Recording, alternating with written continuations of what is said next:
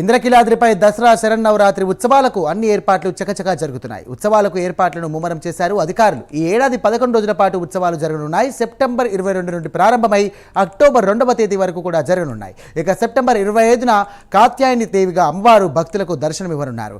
ఇదే అంశానికి సంబంధించి విజయవాడ నుంచి రాజ్ కుమార్ సిద్ధంగా ఉన్నారు. రాజ్ కుమార్, చెప్పండి, అంగరంగ వైభవంగా ఈ యొక్క అమ్మవారి యొక్క దేవి శరన్నవరాత్రి ఉత్సవాలు కూడా ఈసారి పెద్ద ఎత్తున జరుగుతున్నట్టుగా తెలుస్తున్నాయి.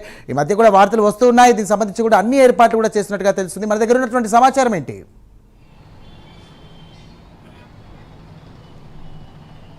ముఖ్యంగా ఏదైతే శ్రీ దుర్గా మల్లేశ్వర స్వామి దేవస్థానంలో అమ్మవారి ఉత్సవాలు ఈ నెల 22 నుంచి అక్టోబర్ 2వ తారీఖు వరకు కూడా అత్యంత వైభవంగా కూడా నిర్వహించాలని ఇటు రాష్ట్ర దేవాదాయ ధర్మాదాయ శాఖ నిర్ణయం తీసుకుంది. ఇందులో ప్రధానంగా ఆలయ ఈవో సేనా నాయక్ ప్రత్యేకంగా ఆలయ అధికారులతో ఎప్పటికప్పుడు ఏదైతే ఈ పనుల పురోగతికి సంబంధించి అధికారులందరితోనూ ప్రత్యేకంగా సమావేశం నిర్వహిస్తున్నారు. ఇప్పటికే ఏదైతే ఇటు కాలినడకన వచ్చేటువంటి వారందరికీ కూడా తగినటువంటి జాగ్రత్తలు ఏర్పాట్లు, ఎందుకంటే కొండ చర్యలు విరిగిపడేటువంటి అవకాశాలు కానీ, లేదంటే దారిలో ఒకవేళ ఎలాంటి అయినా కావాల్సినటువంటి దూర ప్రాంతాల నుంచి వచ్చే వరకు త్రాగునీరు కావచ్చు, వారికి సంబంధించినటువంటి మరుగుదొడ్ల సౌకర్యం కావచ్చు, స్నానాలకు సంబంధించినటువంటి ఏర్పాట్లు కావచ్చు, అన్ని రకాలుగా భక్తులకు ఎలాంటి ఇబ్బందులు కలగకుండా కూడా ఇటు ఆలయ అధికారులు అటు దేవాదాయ ధర్మాదాయ శాఖ ఇద్దరు కూడా సమన్వయంతో చాలా పకడ్బందీగా ఈసారి నిర్వహించాలనుకున్నారు. చాలా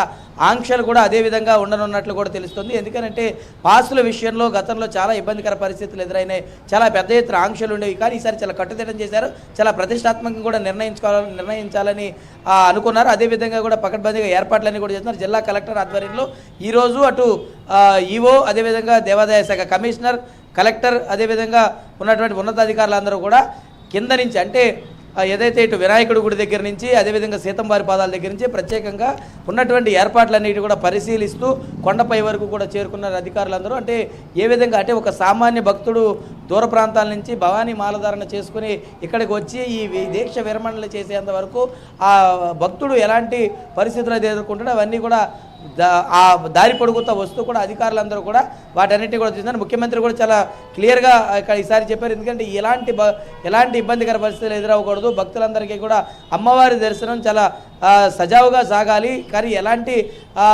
అవాంఛనీయ సంఘటనలు కానీ ఏమి కూడా జరగకూడదు. ఇటు ట్రాఫిక్ పెద్ద ఎత్తున జామ్ అయ్యే అవకాశం ఉంది కాబట్టి అటు ట్రాఫిక్ ఎక్కడా కూడా ఇబ్బంది పడకుండా చూడాలని చెప్పారు. మరొక వైపు భక్తులందరూ కూడా కాలినడకన వచ్చే వారందరికీ ఇటు వాటర్ ప్యాకెట్స్ కావచ్చు, గ్లూకోజ్ కావచ్చు, ఇలా అన్ని రకాలుగా వారికి అందరికి అందచేయాలని ఒక వాలంటరీ సిస్టమ్ను కూడా ఏర్పాటు చేశారు. మరి వృద్ధులు, వికలాంగులు ఇలాంటి వారు ఎవరికైనా వస్తే కనుక ప్రత్యేకమైనటువంటి సహాయక చర్యలుగా గతంలో కూడా పోలీసు సేవాదళ్ళు అనే ఒక విభాగం కానీ లేదా వాలంటరీ సంస్థలతో వారందరినీ కూడా తీసుకెళ్లారు. ఈసారి లిఫ్ట్ సౌకర్యం, అంటే ఏదైతే గతంలో కూడా లిఫ్ట్ సౌకర్యం తీసుకొచ్చారు, కానీ కొన్ని రోజులు మాత్రమే, 1-2 రోజులు మాత్రమే ఇది పనిచేసినటువంటి పరిస్థితి ఉంది. ఈసారి అంటే మెట్లన్నీ కూడా దిగి వెళ్ళేటువంటి పరిస్థితి లేకుండా ఈసారి అందరినీ కూడా అమ్మవారి దర్శనం చేసేటువంటి విధంగా లిఫ్ట్ సౌకర్యం కూడా అందుబాటులోకి తీసుకురావాలని ఒక నిర్ణయం తీసుకున్నారు.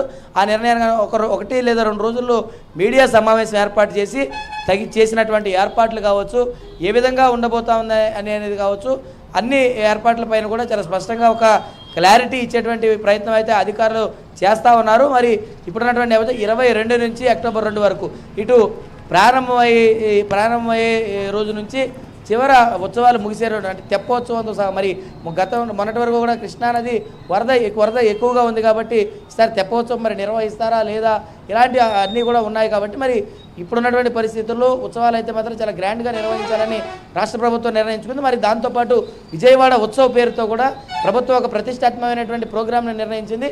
ప్రజలందరూ కూడా ఇటు అమ్మవారి దర్శనంతో పాటు కింద ఎవరైతే ఇటు సాంస్కృతిక కార్యక్రమాలు, వినోద కార్యక్రమాలు అన్ని రకాలుగా కూడా ఏర్పాటు చేయాలి, అంటే ఇది ఒక పండగలాగా నిర్వహించాలని ప్రభుత్వం ఏదైతే నిర్ణయించిందో దానికి అనుగుణంగానే ప్రయత్నాలు, పనులు అన్నీ కూడా చకచక జరుగుతున్నాయని చెప్పుకోవచ్చు.